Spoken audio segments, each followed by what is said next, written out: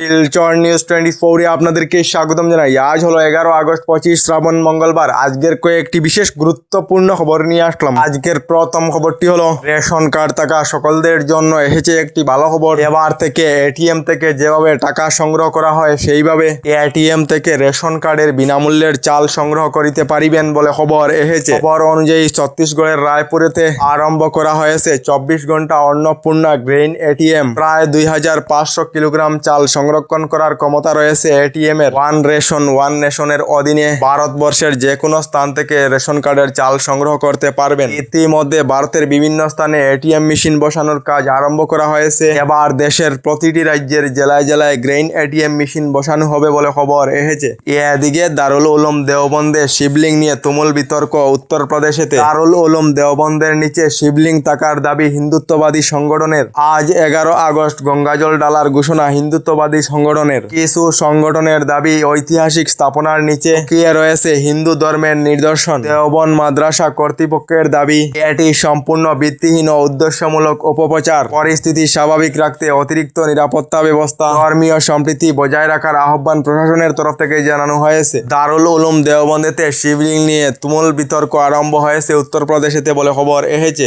এদিকে আগামী 25 ডিসেম্বর থেকে আরম্ভ হবে মিশন বসুন্ধরা 4.0। 1960 সনের পর প্রথমবার হবে মাটি বাড়ির জরিপ। 100% ভূমির নথিপত্র করা হবে ডিজিটাল এবং ব্যবহার করা হবে আধুনিক জিএনএস প্রযুক্তি। মিশন বসুন্ধরা 4.0 নিয়ে সামাজিক মাধ্যমেতে ঘোষণা মুখ্যমন্ত্রী ডক্টর হিমন্ত বিশ্ব শর্মার।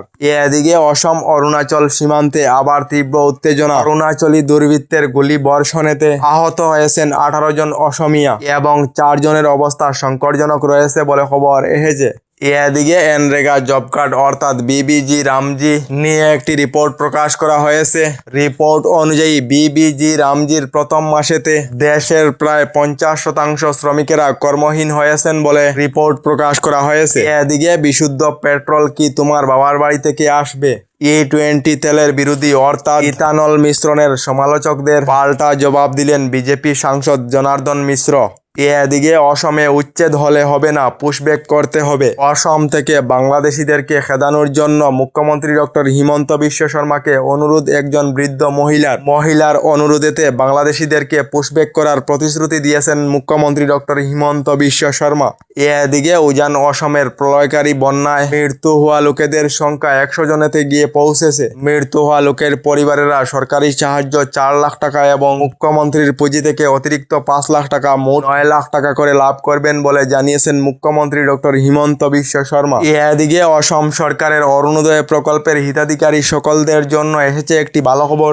এই আগস্ট মাসেতে অরুণোদয় প্রকল্পের 20 থেকে 22 হাজার হিতাধিকারীরা অরুণোদয় প্রকল্পের টাকা লাভ করেননি, অর্থাৎ যোগ্য হিতাধিকারীরা অরুণোদয় প্রকল্প থেকে বাদ পড়েছেন। খুবই শীঘ্রই নতুন করে অরুণোদয় প্রকল্পে আবেদন প্রক্রিয়া শুরু হবে বলে জানিয়েছেন মুখ্যমন্ত্রী ডক্টর হিমন্ত বিশ্ব শর্মা। তার সঙ্গে অসম সরকারের অরুণোদয় প্রকল্পে অন্তর্ভুক্ত থাকা মহিলারা জামানত ছাড়া ব্যাংক থেকে লোন সংগ্রহ করতে পারবে। অরুণোদয় প্রকল্পের হিতাধিকারী মহিলাদের জন্য অসম সরকার থেকে শীঘ্রই নতুন একটি স্কিম নিয়ে আসা হবে। এই নতুন স্কিমের অধীনে মহিলারা ব্যাংক থেকে জামানত ছাড়া যে কোনো ধরনের লোন সংগ্রহ করতে পারবেন বলে ঘোষণা মুখ্যমন্ত্রী ডক্টর হিমন্ত বিশ্ব শর্মা। আপনারা অসম সরকারের অরুণোদয় প্রকল্পে অন্তর্ভুক্ত রয়েছেন নাকি কমেন্ট একটি করে নিশ্চয়ই জানাবেন।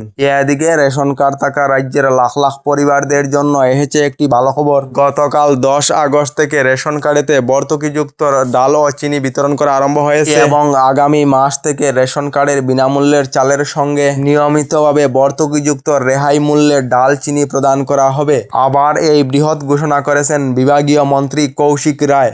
আমাদের ডেইলি খবরগুলি ভালো লাগলে আমাদের ভিডিওতে লাইক দিয়ে চ্যানেলটিকে সাবস্ক্রাইব করে নেবেন।